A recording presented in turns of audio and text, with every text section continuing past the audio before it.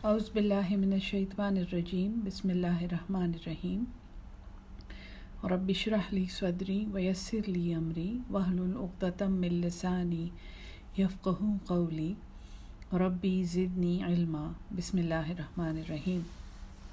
سورہ المائدہ آیت نمبر 27۔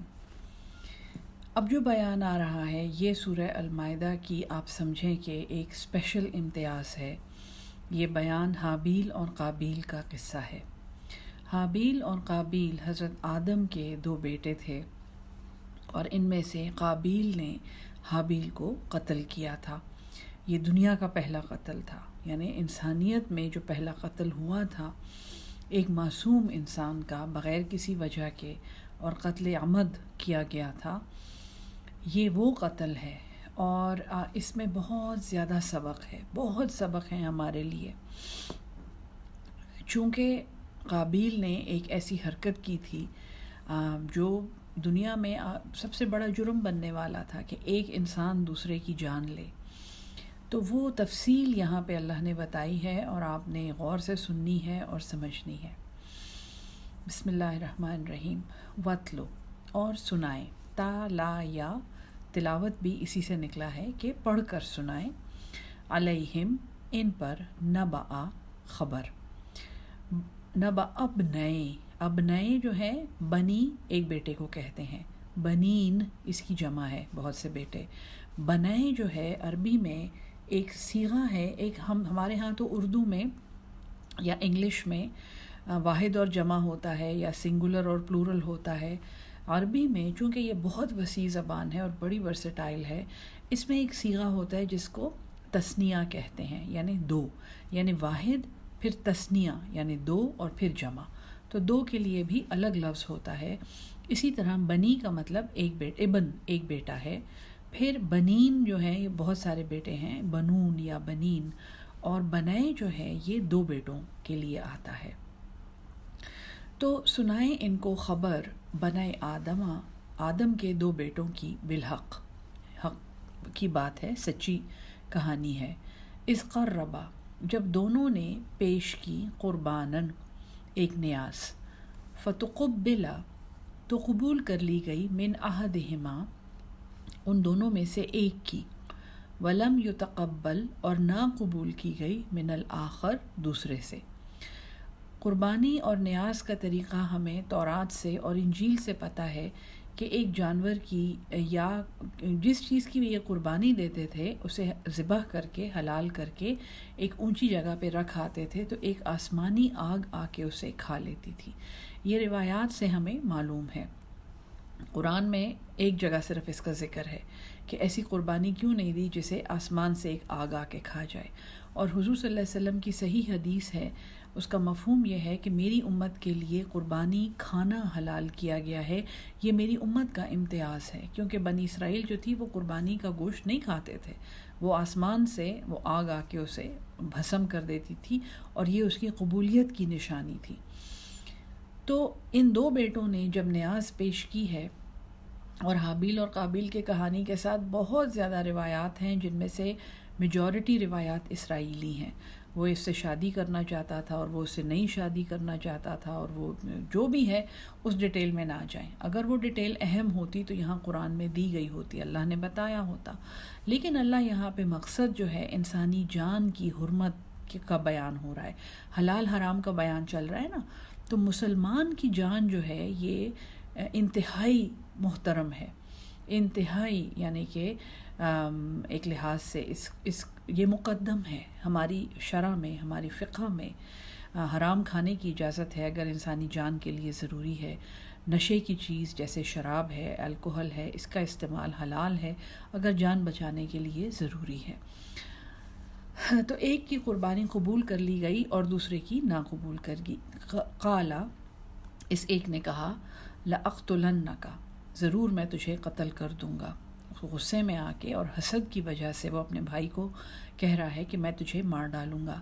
قالا، دوسرے نے کہا، انما، اس کے سوا نہیں ہے، یتقبل اللہ، اللہ قبول کرتا ہے، من المتقین، پرہیزگاروں سے۔ اللہ تعالیٰ نیت کو دیکھتا ہے، اور نیت کا خلوص اور پرہیزگاری بنیاد ہیں ایک قربانی کے، اللہ کی راہ میں کچھ بھی خرچ کرنے کی قبولیت کے۔ لئن بسطت، البتہ اگر تو بڑھائے گا، الیہ میری طرف، یدکا تیرا ہاتھ، لتقتلنی تاکہ تو مجھے قتل کر دے، ما انا بباسط میں نہیں ہوں بڑھانے والا، یدیا میرا ہاتھ، الیکا تیری طرف، لاقتلک کہ میں تجھے قتل کر دوں، انی اخاف بے شک میں ڈرتا ہوں، اللہ سے، رب العالمین تمام جہانوں کا پروردگار۔ تو حضرت آدم کے یہ جو دو بیٹے ہیں، یہ ہیں تو مسلمان، یہ باتوں سے لگ رہا ہے، اللہ کو پہچانتے ہیں، رب العالمین کو پہچانتے ہیں، پھر یہ پتہ ہے کہ پرہیزگاری، نیاز اور قربانی اور انفاق فی سبیل اللہ کے قبولیت کی شرط ہے۔ انی ارید بے شک میں چاہتا ہوں، ان تبو کہ تو حاصل کرے، باسمی میرا گناہ، و اسمی کا اور اپنا گناہ بھی، یعنی اب وہ حابیل یہ کہہ رہا ہے کہ میں یہ چاہتا ہوں کہ اگر تو نے مجھے قتل کر دیا تو تیرا گناہ تو تیرے گلے ہے، لیکن میں جو ہوں میں مقتول ہوں گا، میں مظلوم ہوں گا، میں اس صورت میں شہید ہوں گا، اور میرے بھی جو پرانے گناہ ہیں وہ تیرے گلے پڑ جائیں گے۔ فتکونا پس تو ہو جائے گا، من اصحاب النار آگ والوں کے ساتھیوں میں، یعنی تو آگ والا جہنمی ہو جائے گا۔ وذالک اور اسی طرح جزاء الظالمین سزا ہے ظالموں کی۔ اب وہ اسے سمجھا رہا ہے، وہ اسے نصیحت کر رہا ہے۔ فطوعت پس راضی کیا، اس کو مجبور کیا، لہو نفسہ اس کے نفس نے۔ دیکھیں قابیل نے کانشیس فیصلہ کیا تھا حابیل کی جان لینے کا اپنے حسد کی وجہ سے، لیکن یہ الزام کس کو دیا جا رہا ہے کہ اس کو آمادہ کیا اس کے نفس نے۔ ہر گناہ کی بنیاد جو ہے یہ انسان کا نفس ہے۔ یاد رکھیں، تھوڑا سا نفس کی ڈیٹیل میں جائیں، انسان جو ہے یہ دو چیزوں کا مجموعہ ہے، نفس ہے اور روح ہے۔ روح جو ہے یہ اس میں ربانی تجلیات اور ربانی احکامات اور وحی اور رؤیا صحیحہ، یعنی جو اللہ کی طرف سے صحیح اشارے ہیں وہ روح پر نازل ہوتے ہیں، روح کو پتہ چلتا ہے، لیکن روح بہت لطیف اور سبلائم چیز ہے، جبکہ نفس جو ہے یہ ہمارا جسم ہے، ہمارے حواس خمسہ ہیں، ہمارا دماغ ہے، یہ مسلز ہیں، ہڈیاں ہیں، رگیں ہیں، نسیں ہیں۔ تو نفس جو ہے یہ بہت بڑی فزیکل چیز ہے، اور نفس کو کون سی چیزیں موٹا کرتی ہیں؟ جب نفس موٹا ہوتا ہے اور طاقتور ہوتا ہے تو یہ روح کو دبا دیتا ہے، تب انسان جو ہے وہ اپنے خالق سے، اپنے کریٹر سے ڈسکنیکٹ ہوتا ہے۔ نفس کو موٹا کرنے والی تین چیزیں ہیں، یاد رکھیں، زیادہ بولنا، زیادہ کھانا اور زیادہ سونا۔ یہ باتیں آپ نے اس کے بعد یاد رکھنی ہے۔ تو اس کو راضی کیا اس کے نفس نے، قتل اخیہ اپنے بھائی کے قتل پہ، فقتلہ تو اس نے بھائی کو قتل کر دیا، فاصبح تو وہ ہو گیا، من الخاسرین خسارہ اٹھانے والوں نے۔ اب اس نے تو قتل کر دیا، اس نے تو نقصان کر دیا، وہ تو جہنمی ہو گیا۔ فبعث اللہ پس بھیجا اللہ نے، غراباً ایک کوے کو، یبحث وہ کریدتا تھا، بحثا کا مطلب ہے کریدنا، ایک چیز کو کھودنا، بحث بھی اسی کو کہتے ہیں نا۔ یبحث جو کریدتا تھا، فی الارض زمین کو، لیریہ تاکہ وہ اسے دکھائے، کیف یواری کیسے وہ چھپائے، سوءتا وہ لاش، اخیہ اپنے بھائی کی۔ تو جب قتل ہو گیا تو ظاہر ہے اب مقتول کو چھپانے کا معاملہ پیش آیا، اور شاید یہ پہلا قتل تھا انسانیت میں جس کا ریئلی جس نے قابیل جس نے قتل کیا تھا اس کو بھی قتل کی پروٹوکول نہیں پتہ تھی۔ تو اس نے ایک کوے کو دیکھا جو زمین کرید رہا تھا اپنی چونچ سے، اور پھر روایات میں یہ ہے کہ اس نے وہاں پہ کچھ دبایا، اور اس کو یہاں سے یہ سبق ملا کہ جو لاش پڑی ہوئی ہے مردے کی وہ دبانی ہے، وہ چھپانی ہے۔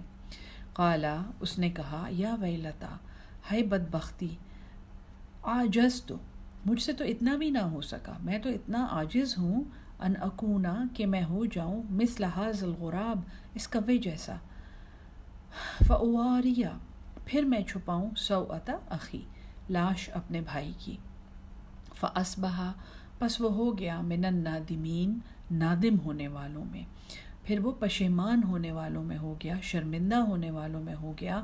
اس میں گلٹ کا ایک بہت بڑا اسپیکٹ کور کیا گیا ہے کہ جب اتنا بڑا گناہ اس نے کر دیا، خسارہ تو اس نے کما لیا، خسارہ تو اس کو آخرت میں ملنے والا تھا، ایک تو اس نے بھائی کھو دیا، دنیا میں اتنا بڑا خسارہ، پھر اس کو وہ جہنمی ہو گیا، یہ تو ظاہر ہے، یہ تو الٹیمیٹ خسارہ ہے۔ لیکن دنیا میں اس کی زندگی کیسی تھی، اس کی ایک جھلک یہاں پہ اللہ نے دکھائی ہے کہ ایک کوے کو اللہ نے حکم دیا کہ جا کے اس کے سامنے زمین کو ریدو، کھودو اور اسے دکھاؤ کہ اس لاش کو یہ کیسے چھپائے۔ شاید اس نے وہ لاش چھپا بھی دی، شاید اس نے اپنے گناہ کا وہ نشان مٹا دیا، لیکن اس کے ساتھ اس کے ذہن میں، دماغ میں، اس کی روح میں ایک بیماری لگ گئی، اس کی روح میں گلٹ اور ندامت اور پشیمانی اللہ نے ڈال دی۔ تو یہ دنیا کا خسارہ ہے۔ ایک انسان جو کھلے دماغ کے ساتھ اور کھلے دل کے ساتھ اور بغیر کسی پشیمانی کے کام کر رہا ہوتا ہے، یا وہ رشتے بناتا ہے دنیا میں، یا وہ دنیا میں زندگی گزارتا ہے، وہ اس سے بالکل مختلف ہوتا ہے جس کے ذہن پہ ہر وقت ایک احساس گناہ سوار ہوتا ہے۔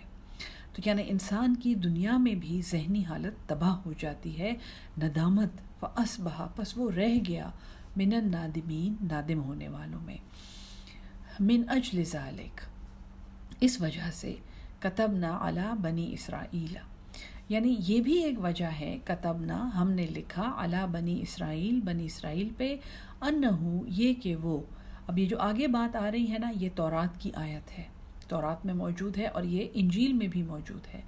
من قتل نفسا جس نے کسی جان کو قتل کیا، بغیر نفس بغیر کسی جان کے، یعنی یہ نہیں کہ ایک قتل کا بدلہ لینے کے لیے قتل کیا، جان کے بدلے جان ہے نا، تو بغیر کسی قصور کے، بغیر کسی گناہ کے اس نے ایک جان کو قتل کیا، او فساد فی الارض یا وہ زمین میں فساد کرنا چاہتا تھا تو اس نے قتل کیا۔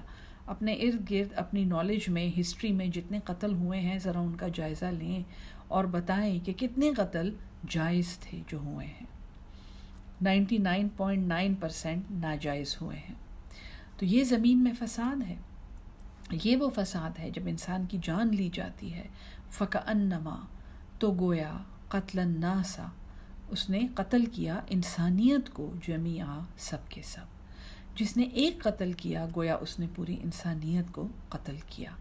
وَمَنْ أَحْيَاهَا اچھا احیا کا لفظ استعمال ہوا ہے، دیکھیں یہ میں آپ کو سمجھاؤں گی قرآن کی الفاظ کی حکمت، یعنی جہاں پہ میرا تو بہت ہی ناقص علم ہے لیکن جہاں پہ مجھے معلوم ہوا ہے وہ میں آپ سے شیئر کروں گی۔ ومن احیاہا اور جس نے اس کو زندہ رکھا، کس کو زندہ رکھا؟ انسان کو، ایک جان کو۔ فکأنما تو گویا احیا اس نے زندہ رکھا، الناس جمیعا انسانیت کو سب کی سب۔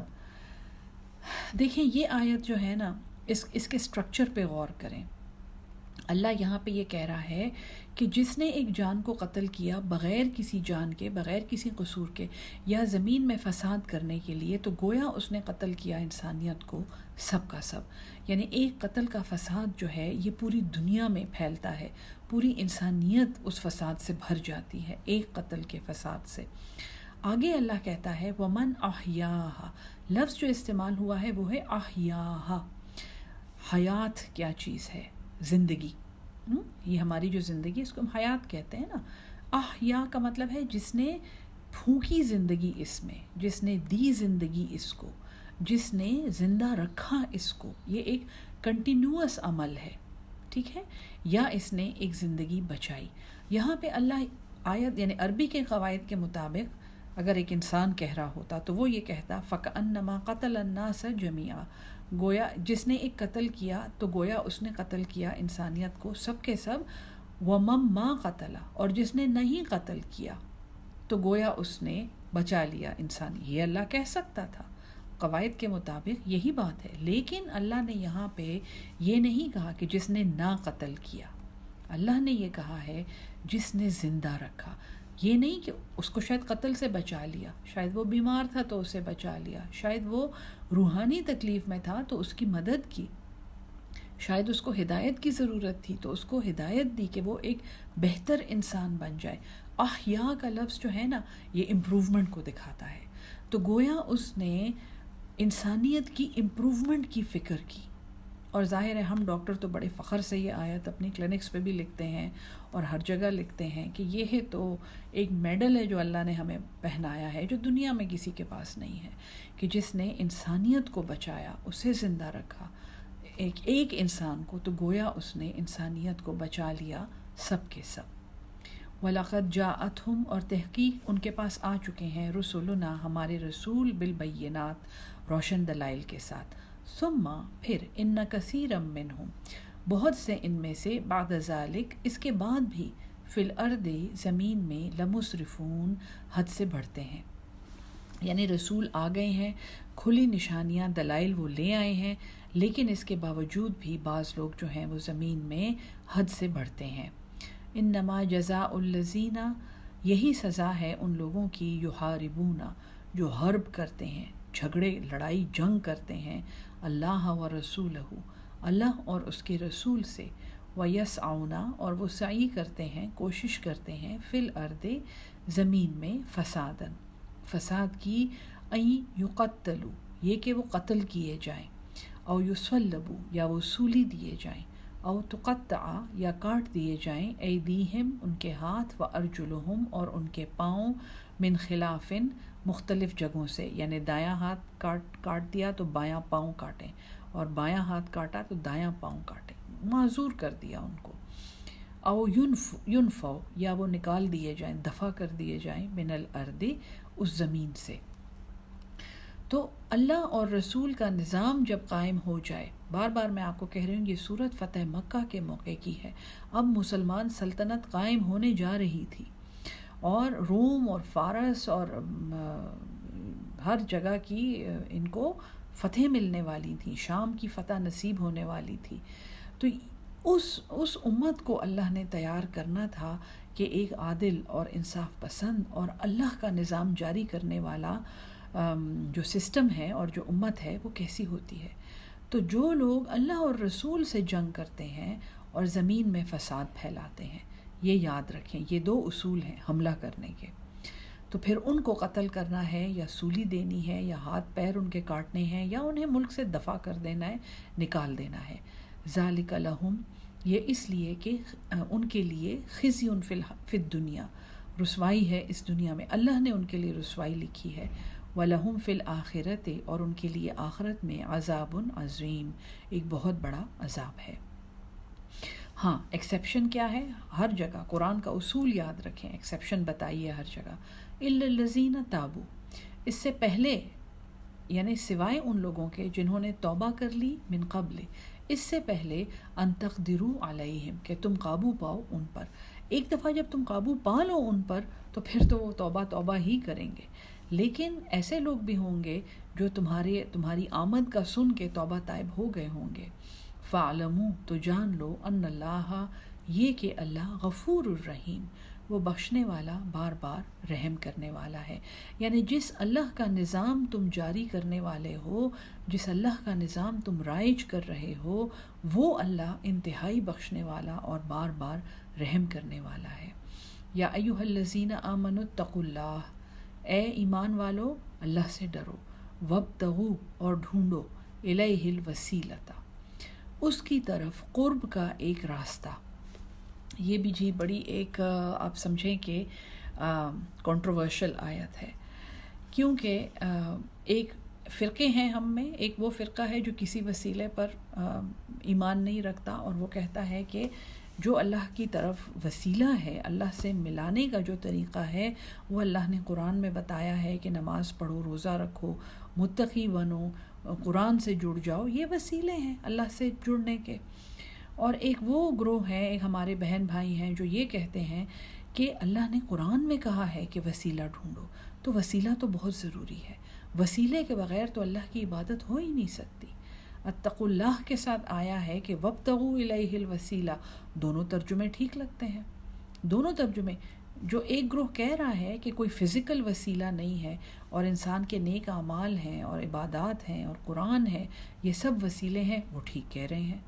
جو گروہ یہ کہہ رہا ہے کہ تقویٰ کے ساتھ وسیلے کا ذکر آیا ہے تو کیسے نہیں ہو سکتا وسیلہ، قرآن کہہ رہا ہے، یہ المائدہ کی آیت نمبر 35 کھلم کھلا کہہ رہی ہے کہ اللہ کی طرف وسیلہ ڈھونڈو، اور وسیلے کا مطلب ہے قریب کرنے کا ذریعہ۔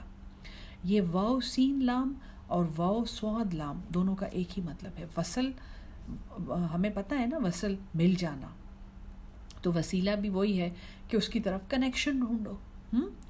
اب اس کے اوپر دو دلیلیں ہیں، ایک قرآن میں ہی دلیل ہے جو آگے آئے گی، اسی آیت میں ایک دلیل ہے جو آنے والی ہے، اور تیسری دلیل جو ہے ایک صحیح حدیث ہے جس میں حضور صلی اللہ علیہ وسلم نے 3 درویشوں کا ذکر کیا ہے۔ بڑی خوبصورت حدیث ہے کہ یہ غار میں پھنس گئے تھے اور ایک پتھر نے غار کا منہ بند کر دیا، اور انہوں نے بڑی کوشش کی لیکن وہ نہ ہٹا سکے، اور پھر ان تینوں نے یہ کہا کہ آؤ اللہ کو اپنے نیک اعمال کا واسطہ دیں، اور جب ہم اپنے نیک اعمال اللہ کے سامنے بتائیں گے اور جاری کریں گے، منت کریں گے، تو وہ نیک اعمال کا وسیلہ جو ہے، نیک اعمال کا جو ہم واسطہ اللہ کو دے رہے ہیں، تو اللہ ہمیں یہاں سے نجات دے دے گا۔ پھر ایک نے اپنی ایک نیک بات بتائی تھی، اور دوسرے نے دوسری نیک بات بتائی، اور تیسرے نے تیسری، اور وہ پتھر جو تھا وہ غار کے منہ سے ہٹ گیا۔ یہ صحیح حدیث ہے۔ تو اس سے یہ ثابت ہے اس حدیث سے کہ نیک اعمال جو ہیں، سارے نیک اعمال، یہ اللہ کے قریب ہونے کا وسیلہ ہے۔ میں بحث نہیں کرتی، میں کسی کو برا نہیں کہتی، ہر کوئی جو اپنے اللہ کے قریب ہونا چاہتا ہے وہ کیسے برا انسان ہو سکتا ہے، وہ یقیناً اچھا انسان ہے اور اللہ اس کو صحیح وسیلہ دکھائے گا۔ لیکن اسی آیت میں اللہ کیا کہتا ہے، وَابْتَغُوا إِلَيْهِ الْوَسِيلَةَ، اور ڈھونڈو اس کے قرب کا راستہ، وَجَاهِدُوا فِي سَبِيلِهِ، یہ آ گیا، یہ ہے وہ راستہ، یہ وہ راستہ ہے جو اللہ کے قرب کا وسیلہ ہے۔ وَجَاهِدُوا، کوشش کرو، جہد، جیم ہے دال، جد و جہد ہم کہتے ہیں نا، یہ وہ لفظ ہے۔ جاہدو، کوشش کرو، جہاد کرو، محنت کرو، جان لڑاؤ۔ اور جہاد کے 3 درجے میں آپ کو 2-3 دفعہ پہلے پڑھا چکی ہوں، لیکن اتنی امپورٹنٹ آیت ہے کہ پھر سے ریوائز کر لیتے ہیں۔ جہاد کا پہلا درجہ جو ہے اپنے نفس سے ہجرت کرنا ہے، اپنے جہاد جو ہے جہاد بن نفس ہے، نفس کو کنٹرول کرنا ہے، نفس کو بری باتوں سے روکنا ہے اور اچھی باتوں پہ آمادہ کرنا ہے، اور یہ ہجرت کا بھی پہلا درجہ ہے۔ دوسرا درجہ جو جہاد کا ہے وہ فزیکلی اپنے اعضاء و جوارح کو استعمال کرنا ہے اللہ کی راہ میں، جیسے ہاتھ پیر استعمال کرنا ہے، زبان استعمال کرنا ہے، اپنا علم استعمال کرنا ہے، اپنی اولاد استعمال کرنی ہے، اپنا مال استعمال کرنا ہے۔ جہاد بن نفس کے بعد جہاد بالقلم، جہاد باللسان، جہاد بالمال، ٹھیک ہے جی۔ اور اس کے بعد جو بڑا درجہ ہے، یعنی اس میں جہاد بالید بھی آتا ہے، ہاتھ سے جہاد کرنا، محنت کرنا، اللہ کی راہ میں حلال روزی کمانے کی محنت کرنا، اللہ کو رضامند کرنے کے لیے کام کرنا، یہ اگلا درجہ ہے۔ اور فائنل درجہ جو سب سے اونچا درجہ ہے وہ قتال کا ہے، وہ پھر اللہ کی راہ میں اسلحے سے، تلوار سے، بندوق سے، ڈنڈے سے لڑائی لڑنا ہے، ظالم کے خلاف لڑائی لڑنا ہے۔ صحیح حدیث کا مفہوم ہے کہ سب سے بڑا جہاد ایک ظالم حکمران کو اس کے ظلم پر آگاہ کرنا ہے، یعنی ظالم حکمران کو یہ بتانا ہے کہ تم ظلم کر رہے ہو اور یہ غلط ہے۔ سب سے بڑا جہاد یہ ہے، اور بہت بڑی حکمت ہے اس حدیث کی۔ خیر، تو یہ دیکھیں جو اللہ کے قرب کا وسیلہ ڈھونڈتے ہیں، وجاہدوا فی سبیلہ، اور یہ وسیلہ ہم تمہیں اسی آیت میں بتا رہے ہیں، کوشش کرو لعلکم تفلحون، تاکہ تم فلاح پاؤ، ٹھیک ہے جی۔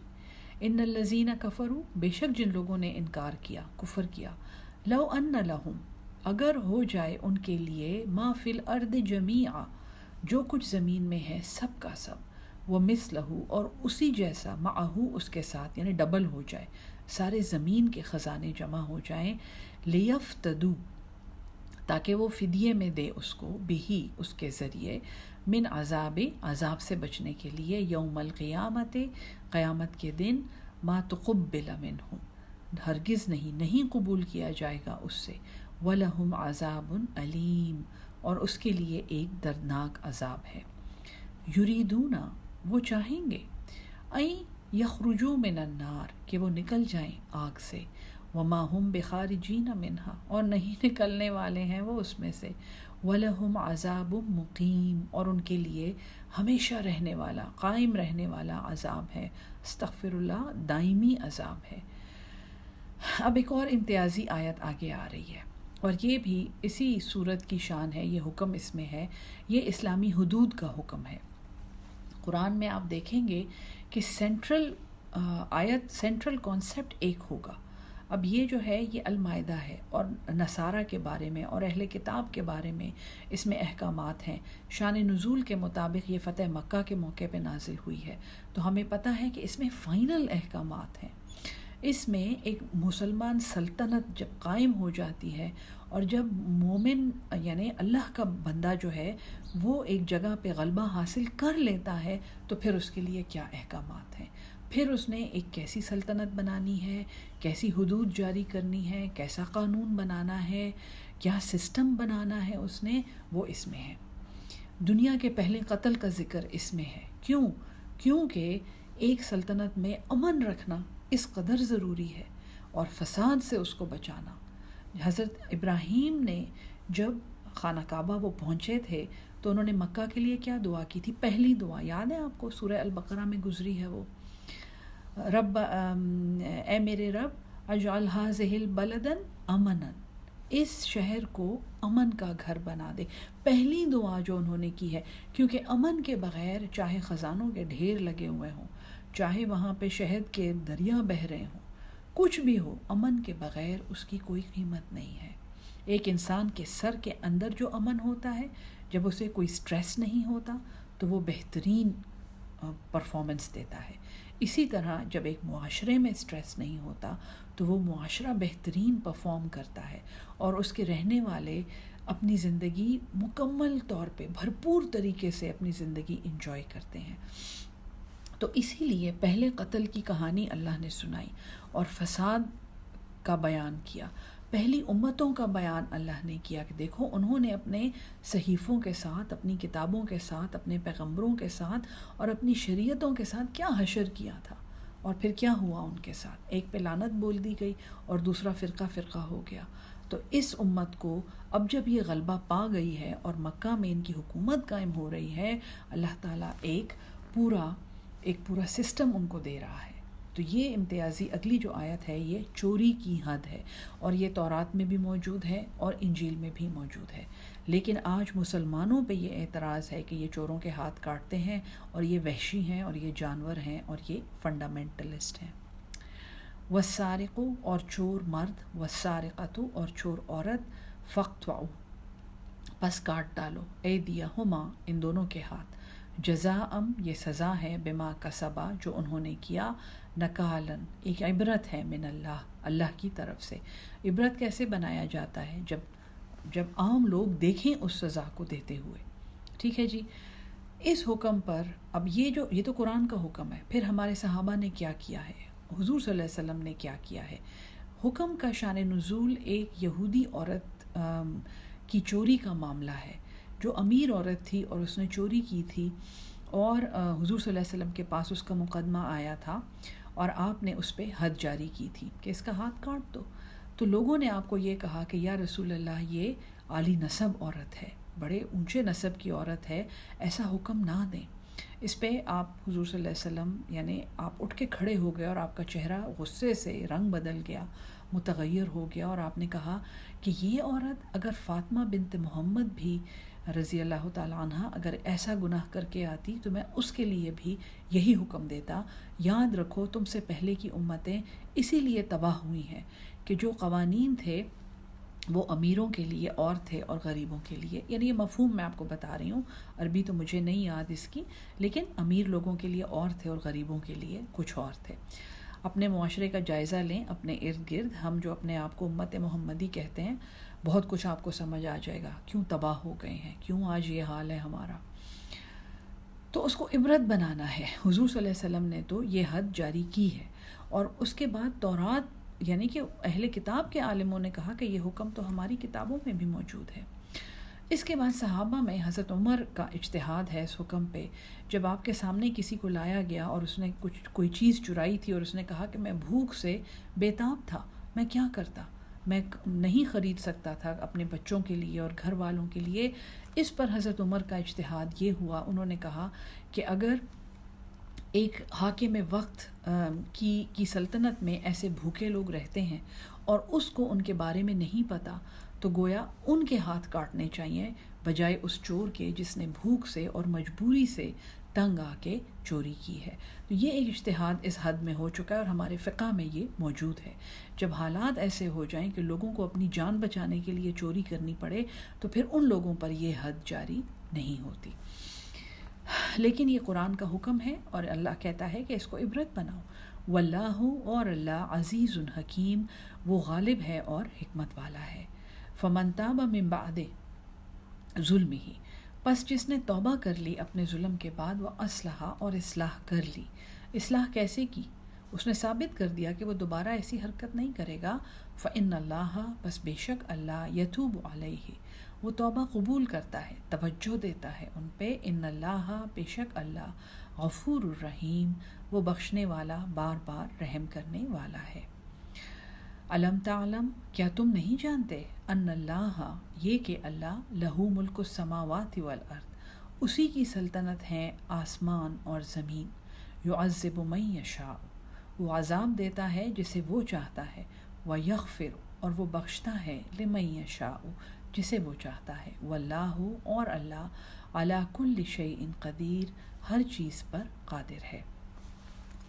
یا ایھا الرسول، کیا خوبصورت کلام ہے نا۔ اللہ تعالیٰ ایک تسلی کی آیت بھیج رہا ہے حضور صلی اللہ علیہ وسلم کے لیے۔ اے رسول، لا یحزنک الذین، آپ کو غمگین نہ کر دیں وہ لوگ، یسارعون فی الکفر، جو جلدی کرتے ہیں کفر کرنے میں، انکار کرنے میں، من الذین، ان لوگوں میں سے، قالو، جو انہوں نے کہا، آمنا، ہم ایمان لائے، بافواہہم، اپنے منہ سے۔ افواہ کا لفظ جو ہے نا، یہ ہے تو منہ، لیکن یہ سپرفیشل منہ ہے، قول نہیں کہا۔ بقولہم، انہوں نے ایک بات کی، افواہہم، افواہ اڑا دی، منہ سے ایک بات نکالی، حلق سے نہیں اتری تھی۔ ولم تؤمن، اور وہ مومن نہیں ہیں، قلوبہم، ان کے دل۔ منافقوں کی بات ہے۔ ومن الذین ہادوا، اور جو لوگ یہودی ہیں، سماعون، جو جاسوسی کرتے ہیں، کنسوئیاں لیتے ہیں، للکذب، جھوٹ کے لیے، سماعون، وہ جاسوس ہیں، لقوم آخرین، ایک دوسری جماعت کے لیے۔ یعنی یہ جو آپ کے منافق ہیں، یہودیوں کے لیے جاسوس ہیں۔ لم یاتوکا، وہ ابھی آپ تک نہیں آئے۔ یحرفون الکلمہ، یہاں سے پتہ چلتا ہے کہ یہود کی بات ہو رہی ہے۔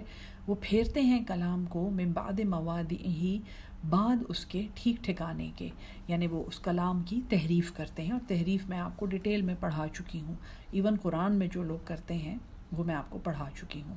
یقولون، وہ کہتے ہیں، ان اوتیتم ھذا، اگر تمہیں یہ دیا جائے، فخذوہ، تو اس کو قبول کر لو، وَإِن لَّمْ تُؤْتُوهُ، اور اگر یہ تمہیں نہ دیا جائے، فاحذروا، تو اس سے بچو۔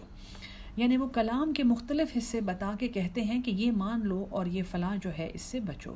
وَمَن يُرِدِ اللَّهُ، اور جس کے لیے ارادہ کرے اللہ، فتنتہ، گمراہ کرنا، فلن تملک لہ، تو اس کے لیے پھر کوئی کسی کا کنٹرول نہیں ہے، من اللہ شیئا، اللہ کے سامنے کچھ بھی۔